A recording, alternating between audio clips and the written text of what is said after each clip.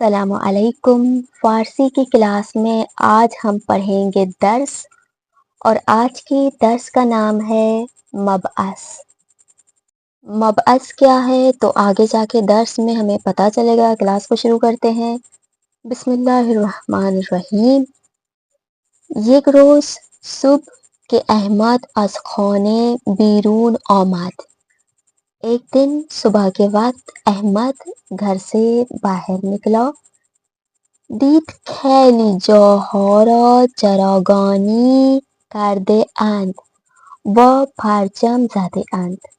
تو احمد نے دیکھا بہت سارے جگہوں پہ روشنی ہوئی پڑی ہے اور پرچم لگائے ہوئے ہیں۔ روی پارچه سفید بزرگی هم نوشته بودند۔ ایک بہت بڑے سفید کپڑے پر لکھا ہوا تھا، عید بزرگ مبعث را به همه مسلمانان جهان تبریک میگوییم۔ بہت بڑی عید، عید مبعث، تمام جہان کے مسلمانوں کو اس عید کی مبارکباد کہتے ہیں، یعنی مبارک دیتے ہیں۔ احمد ہر چی فکر کرد معنای مبعث را نفهمید۔ احمد نے بہت سوچا لیکن مبعث کی معنی کو نہ سمجھ سکا۔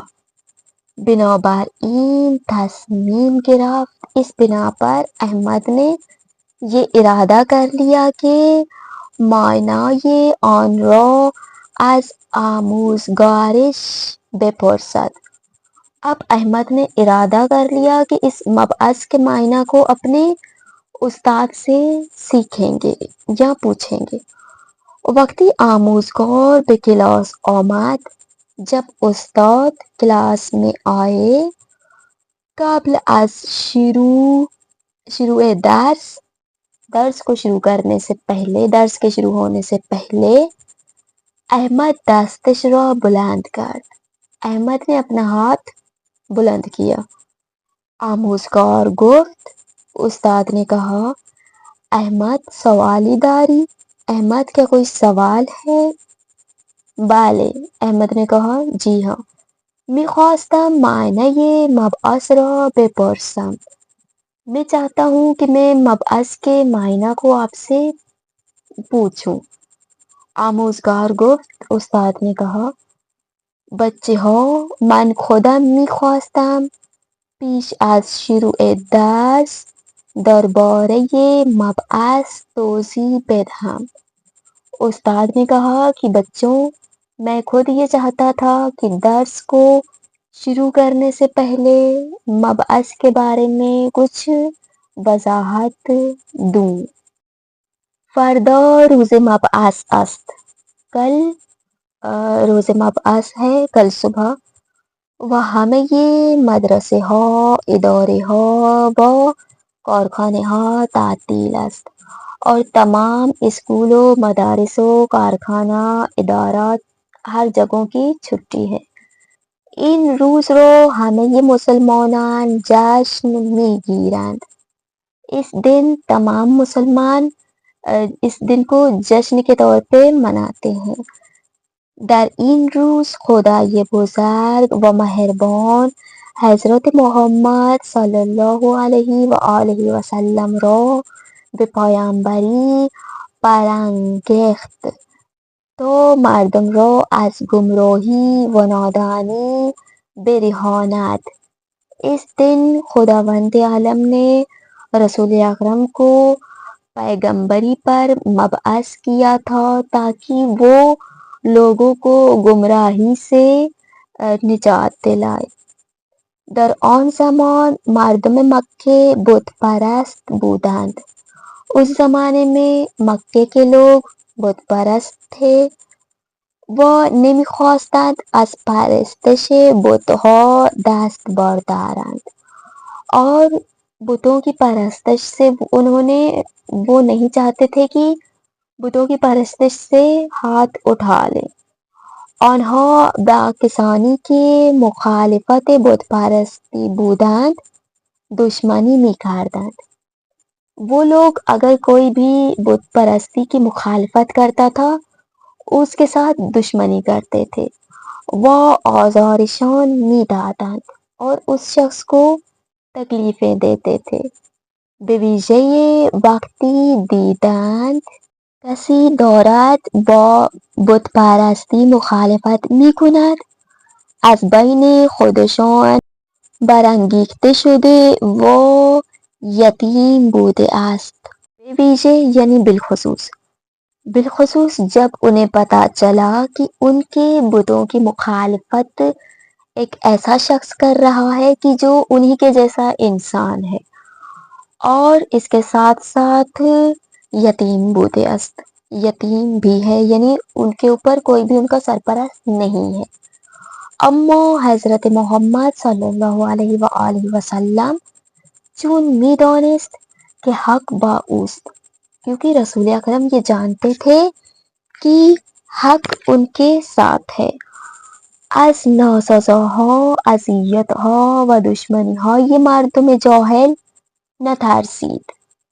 تو رسول اکرم ان جاہل لوگوں کی اذیت دینے سے، برا بھلا کہنے سے، ان کی دشمنیوں سے نہیں ڈرتے تھے.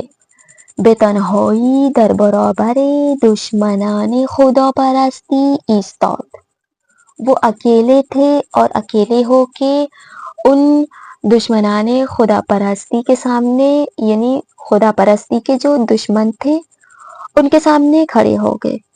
وہ آنها را به راه راست دعوت کرد اور انہیں صحیح راستے کی دعوت دیتے تھے. پیامبر اکرم صلی اللہ علیہ وآلہ وسلم ہمیشہ به مردم می فرمود، رسول اکرم ہمیشہ لوگوں سے یہ فرماتے تھے از کشتن یکدیگر دست باردارید، ایک دوسرے کو مارنے سے اجتناب کرے. ظلم و دزدی نہ کنید، ظلم اور چوری نہ کرے. دروغ نہ گویید، جھوٹ نہ بولے. بتهایی را که با دست خود ساخته اید به دور اندازید. وہ بت کے جو اپنے ہاتھوں سے بنائے ہوئے ہو انہیں دور چھوڑ دیں. و یکتا پرست باشید اور یکتا پرست بن جائیں. سرانجام پس از 23 سال زحمت و تلاش بت پرستی را برانداخت و کارهای زشت و ناروا را از میان برداشت. اور بالآخر 23 سال 23 سال کی زحمت کے بعد رسول اکرم نے بت پرستی کو جڑ سے ختم کر دیا اور اس کے ساتھ ساتھ جو غلط اور برے کام ہو رہے تھے رسول اکرم نے انہیں بھی ختم کر دیا. وہ مردم رو براہ سعادت ہدایت فرمود اور لوگوں کو سعادت کے راستے کی ہدایت کرتے تھے. پیامبر بزرگ ما صلی اللہ علیہ وآلہ وسلم به همه مردم جهان گفت، ہمارے رسول اکرم تمام جہانوں کے لوگوں سے یہ کہتے تھے، انسان ها از هر رنگ و نژاد و از هر کشور و زبانی که باشند. انسان چاہے کسی بھی نسل سے ہوں، کسی بھی ملک سے ہوں، کسی بھی زبان کے ہوں، باہم برابر و برادرند، ایک ساتھ سارے انسان برابر ہیں اور بھائی ہیں. در نظر خدای بزرگ، خداوند بزرگ کی نظر میں کسی گرامی تر است که پرہیزکار تر باشد. خدا کی نظر میں تمام انسانوں میں سے برتر وہ انسان ہے کہ جو باتقوا ہو. اور اب ہم پڑھیں گے اسی درس کے الفاظ اور ان الفاظوں کے معنی. سب سے پہلا لفظ ہے آزار. آزار یعنی اذیت، یعنی تکلیف دینا، اذیت دینا. اس کے بعد ہے آموزگار. آموزگار یعنی معلم، یعنی استاد. ادارے. ادارے یعنی سازمان جایی با وظایف و خدمات مشخصی برای انجام کارهای مشخص، یعنی ایک ایسی جگہ کہ جہاں پہ انسان اپنے وظائف کو اپنے خدمات کو انجام دیتا ہے. ادارے یعنی ادارہ. اس کے بعد ہے آزمیان برداشتن، یعنی از بین بردن، یعنی ختم کر دینا، یعنی بیچ میں سے اٹھا دینا. برانداختن یا نابود کردن، یعنی نابود کر دینا، ختم کر دینا. بت، بت یعنی مجسمه‌ای به شکل انسان، حیوان یا موجودات خیالی که برخی اقوام آن را به گمان این که خداست میپرستیدند. بت یعنی بت.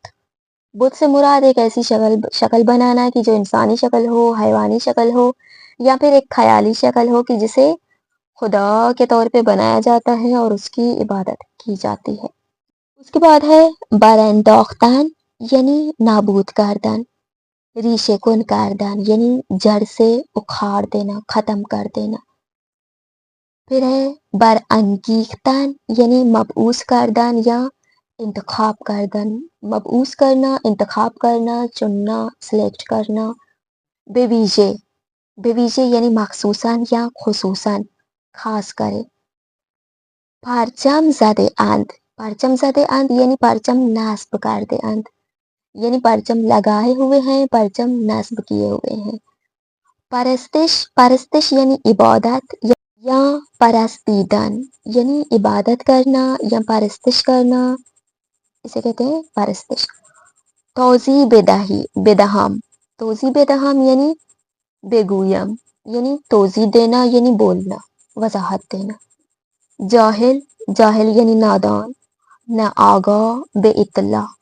جاہل یعنی نادان، انجان، جو کہ بے اطلاع ہو، اسے کسی چیز کے بارے میں معلوم نہ ہو، کسی ایک چیز کے بارے میں. پھر چراغانی، چراغانی یعنی روشن کردن جایی با چراغهای زیاد و رنگارنگ، یعنی مختلف چراغوں سے، رنگ برنگی چراغوں سے کسی جگہ کو منور کرنا یا روشن کرنا، اسے کہتے ہیں چراغانی، یعنی روشنی پھیلانا. رہاندن یعنی نجات دادن، یعنی رہا کرنا یا نجات دلانا. اس کے بعد ہے گمراہی، گمراہی یعنی کسی کے از راه درست خارج شده است، یعنی منحرف. گمراہ، گمراہ اس انسان کو کہا جاتا ہے کہ جو صحیح راستے سے نکل کے غلط راستے کی طرف منحرف ہو جائے، یعنی راستہ بھٹک جانا. پھر مبعث یعنی روز 27 رجب کہ حضرت محمد صلی اللہ علیہ وآلہ وسلم به پیامبری انتخاب شد. مبعث اس دن کو کہا جاتا ہے، 27 رجب کو کہا جاتا ہے کہ جس دن رسول اکرم پیامبری کے لیے، پیغمبری کے لیے انتخاب ہوئے. پھر ناروا، ناروا یعنی کاری کی نباید آن را انجام داد. ناشائست، ناروا یعنی ناشائستہ، یعنی ایسا کام کہ جسے انجام نہیں دینا چاہیے، غلط کام. ناسزا، ناسزا یعنی فحش، یعنی گالی. دشنام، حرف بد، برے الفاظ. ناسزا یعنی گالیاں. پھر نژاد، نژاد یعنی گروه بزرگی از مردم، حیوانات یا چیزهایی که دارای ویژگی‌های ظاهری تقریباً هم مانند و مشابه هستند، مانند نژاد سفید، سیاه، عرب و اصل و نسب. تو نژاد سے مراد یہ ہے کہ ایک گروپ، انسانوں کا گروپ ہو یا حیوانات کا گروپ ہو کہ جو ایک ہی جیسے ہوں لیکن وہ ذات کے اعتبار سے الگ ہوں یا پھر چمڑی کے کلر کے حساب سے الگ ہو. کوئی سفید ہے، کوئی سیاہ ہے، کوئی عرب ہے، کوئی مسلمان ہے، کسی کی کیا ذات ہے، کوئی کس ذات کا ہے، اس حساب سے، یعنی رنگ نسل کے حساب سے الگ ہونا. آج کی کلاس کو ہم یہیں پہ ختم کرتے ہیں. آج کی کلاس میں ہم نے درس پڑھا اور اسی درس کے الفاظ و معنی پڑھے. آج کی کلاس کے حوالے سے کوئی بھی سوال ہو آپ لوگ پوچھ سکتے ہیں. اس درس کے الفاظ مخالف رہتے ہیں، انشاءاللہ ہم اگلی کلاس میں پڑھتے ہیں. اور آج اگر آپ لوگوں کو مزید سیکھنے کو ملا ہے اور اسی طرح سے سیکھنا چاہتے ہیں تو ویڈیو کو لائک اور چینل کو سبسکرائب ضرور کیجیے گا. اور آج کے لیے اللہ حافظ.